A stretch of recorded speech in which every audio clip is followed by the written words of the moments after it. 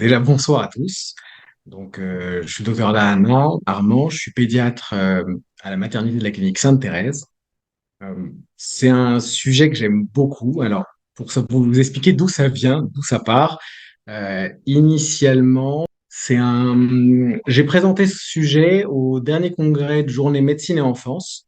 C'est un congrès qui se dédie aux médecins généralistes et aux libéraux qui travaillent avec les enfants. Et le but de ce type de congrès, c'est d'avoir toujours une base scientifique, mais surtout d'être dans le pratique. Donc, de pas trop donner de leçons scientifiques sans qu'il y ait le côté pratique qui soit en jeu. Moi, j'ai présenté donc le regard biberonologue, donc le regard biberonologue qui s'opposait aux deux autres de mes collègues. Donc, je présentais avec le docteur Marc Belaïch, qui est gastropédiatre à Robert Debré, que beaucoup de gens connaissent, qui lui apportait justement ce regard assez expert sur ce qui se trouve dans la littérature. Il y avait le professeur Tran, je ne sais pas si ça vous parle, qui lui est le chef du service de pédiatrie du CHU de Nîmes. Peut-être qu'il y a des Nîmois parmi nous, je ne sais pas. Il a une autre casquette, le professeur Tran, c'est qu'en plus d'être un brillant pédiatre spécialisé en médecine interne, il est spécialisé en méditation. Et lui, il expliquait justement que c'était très important ce temps que les parents prenaient avec leur enfant, et donc une technique très alternative qui était la méditation pour pouvoir appréhender un repas. Et moi, donc, j'arrivais avec ma troisième casquette, qui vient d'où? Qui vient du fait que par la pratique, en fait, j'ai une conviction qui est que la plupart des maux qui sont liés à l'alimentation des bébés, et je m'intéresse surtout aux bébés, j'ai une formation de réanimateur néonatal, mais je fais de la néonatologie surtout depuis maintenant, alors on dirait pas comme ça, mais depuis maintenant 15 ans. Euh, c'est quelque chose qui me tient à cœur et c'est vrai que mon regard a beaucoup changé par rapport à ce que j'ai pu apprendre dans la littérature et dans ma formation depuis mon expérience libérale qui a commencé il y a 4 ans. Et donc, je vous disais, j'ai une conviction. Ma conviction, c'est que tous les maux digestifs qu'on voit exploser chez les enfants sur les 10 dernières années, les 20 dernières années, mais on voit que ça dans nos cabinets ou dans nos visites, quand les sages-femmes vont faire les visites chez les parents, pour moi, elle réside essentiellement dans l'erreur diététique. Je vais essayer de vous convaincre de ça et l'idée aussi, c'est qu'on en discute tous ensemble et que vous puissiez me faire votre retour sur ce que je vous dis et sur votre vécu. Mais donc, même si, même si ça va essayer d'être très pratique, sans une base théorique, c'est pas possible. Donc, pour comprendre le déroulement normal d'un repas, il faut une base scientifique que je vais essayer de vous rappeler pour la plupart. Et je vais vraiment insister sur deux axes. L'axe du développement de la douleur chez l'enfant et de la manière dont l'enfant va commencer à sensibiliser son système nerveux, parce que vous allez voir qu'il y a un nerf essentiel dans la digestion qui s'appelle le nerf vague, et que la manière dont on va stimuler et préparer le nerf vague à la digestion au fur et à mesure des premiers mois va être essentielle dans la pathologie, notamment du RGO. Et ensuite, donc, vous rappelez quelques bases sur la physiologie digestive au niveau de l'estomac. Ça va pas être hyper scientifique et trop lourd à intégrer. Le but de ce genre de présentation, c'est que pour moi, elles sont autant adaptées pour des publics de médecins que pour des publics de paramédicaux que pour des parents. Je me suis déjà retrouvé à expliquer tout ça à des parents qui, qui aiment avoir ce bagage-là. D'ailleurs, je vous invite de temps en temps à tenter l'expérience avec les parents de leur expliquer ce qu'on va se dire aujourd'hui.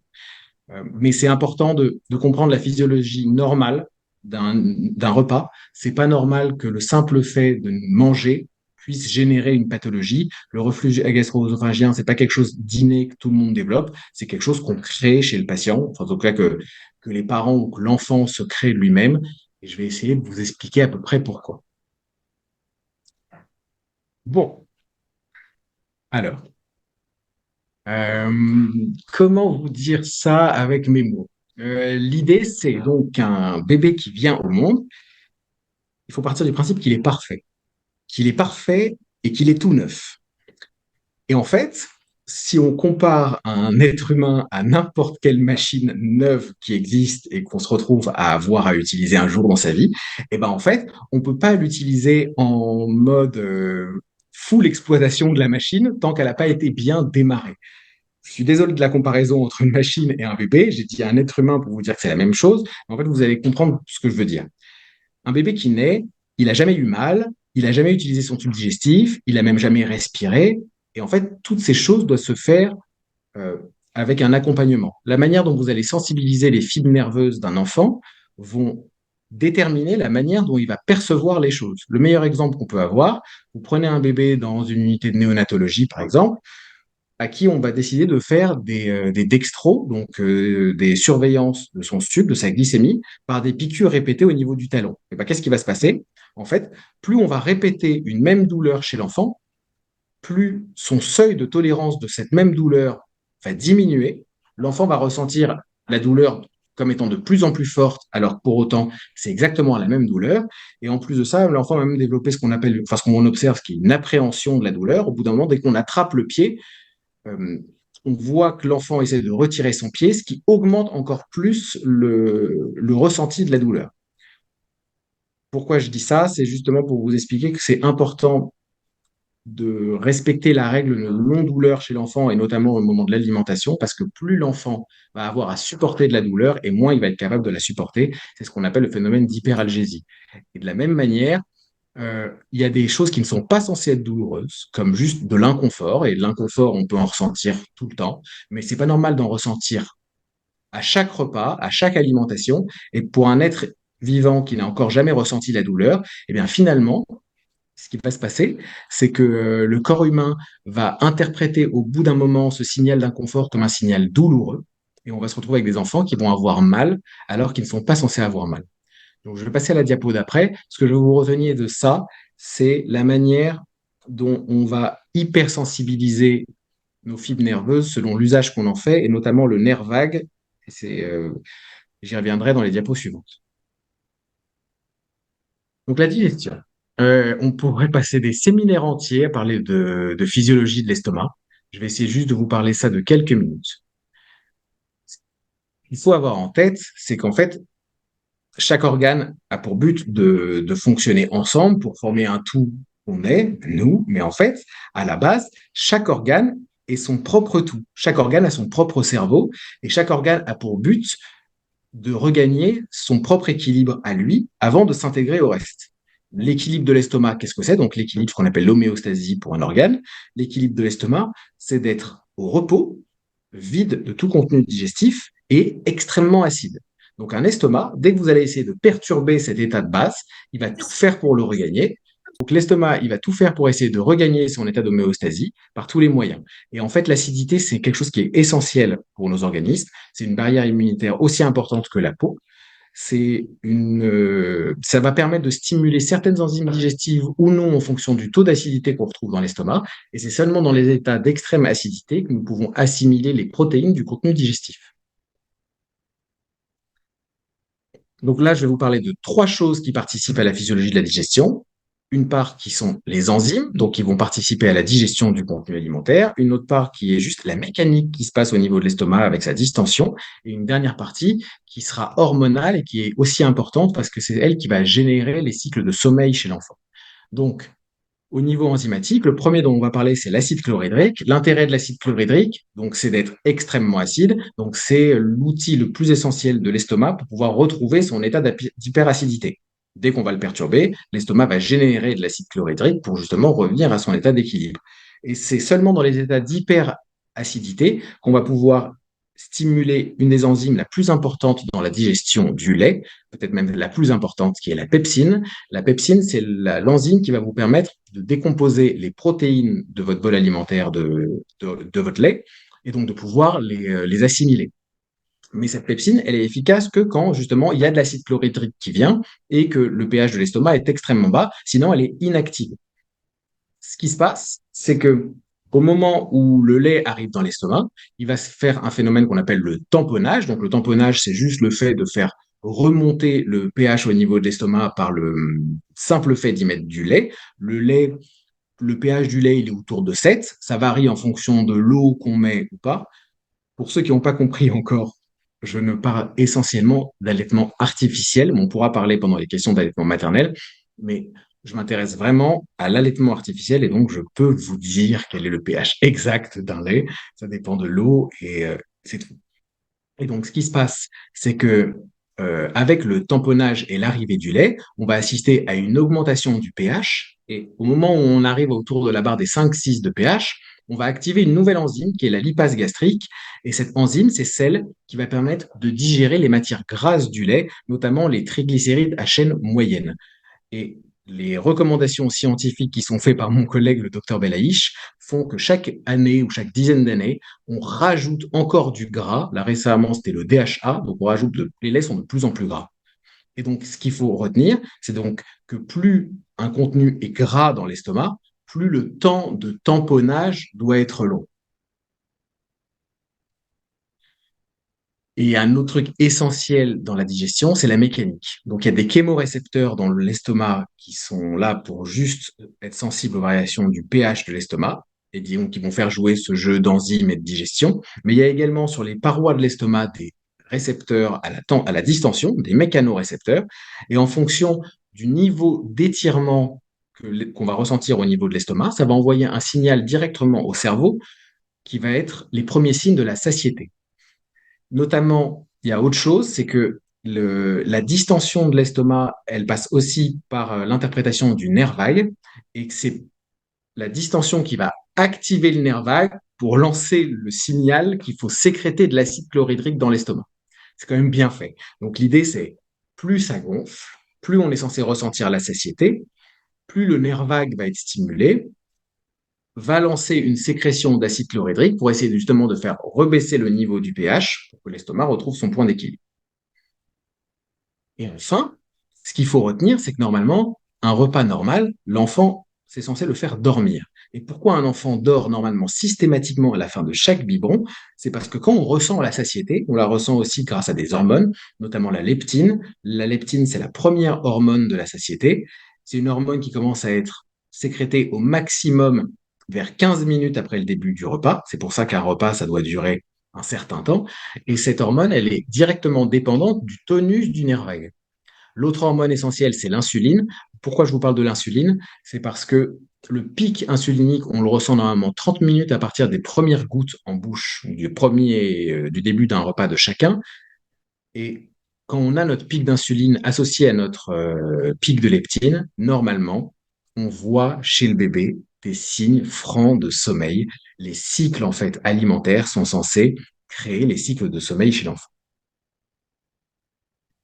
Et c'est pour moi, l'adage essentiel qu'il faut faire intégrer aux parents, c'est l'importance du temps de manger, l'importance de la manière dont on va nourrir l'enfant. Parce que qu'est-ce qui se passe? Si on mange trop vite, et ben du coup, on va forcément avoir une satiété retardée parce que vous allez arriver à la pleine expansion de votre estomac, mais on n'aura pas eu le temps au niveau du cerveau de recevoir le signal comme quoi on a atteint cette satiété. Du coup, qu'est-ce que va faire l'enfant? Ben, il va continuer à manger, ce qui va entraîner un surremplissage de son estomac, des régurgitations, une hypersensibilité de son nerf vague qui va être hyperstimulée, donc une hyperexcitabilité vagale. Et qu'est-ce que ça va faire, l'hyperexcitabilité vagale? Ça va faire que vous allez avoir une hypersécrétion d'acide chlorhydrique et donc une augmentation des brûlures d'acide au niveau de l'estomac et être responsable de RGO. L'autre chose importante, c'est que quand on mange trop vite, bah du coup, en fait, comme je l'avais dit tout à l'heure, le plus important au moment d'un repas, c'est le temps de contact du bol alimentaire en fonction en fonction du contenu. Pourquoi un contenu est très gras? Ce qu'on veut, c'est que l'alimentation se fasse de manière progressive pour justement pouvoir arriver sur des niveaux de pH assez constants permettant de digérer les matières grasses du lait. Parce que si vous mangez trop vite, eh ben, brutalement, vous allez avoir votre explosion d'acide chlorhydrique qui va très vite faire redescendre votre pH et donc vous empêcher de digérer vos matières grasses par inactivation de la lipase gastrique qui est active autour de 5-6. J'espère que c'est pas trop lourd ce que je dis. J'essaye vraiment de le faire, mais bon. Et d'un coup, on va se retrouver avec un contenu mal digéré, notamment sur les matières grasses, de lait caillé et sur le développement de coliques chez l'enfant, parce qu'il va se retrouver à avoir dans ses intestins un lait qui n'aura pas été suffisamment digéré.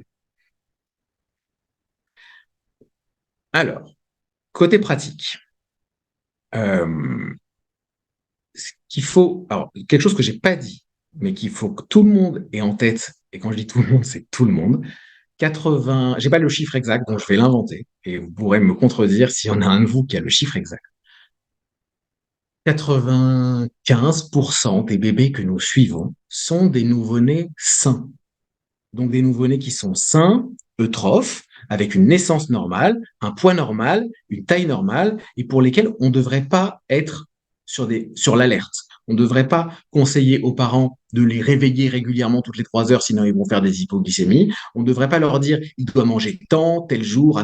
En fait, on devrait juste leur dire que je vais vous le dire juste après, mais tout ce que vous voyez sur cette fiche, c'est tous les idées préconçues qu'on transmet dans les maternités, qu'on transmet chez les parents, qu'on transmet dans les cabinets, qui sont combien ils sont censés manger de manière assez mathématique. On oublie que, en fait, chaque enfant est un être unique pour lequel on doit tous s'adapter et apprendre à reconnaître chez lui.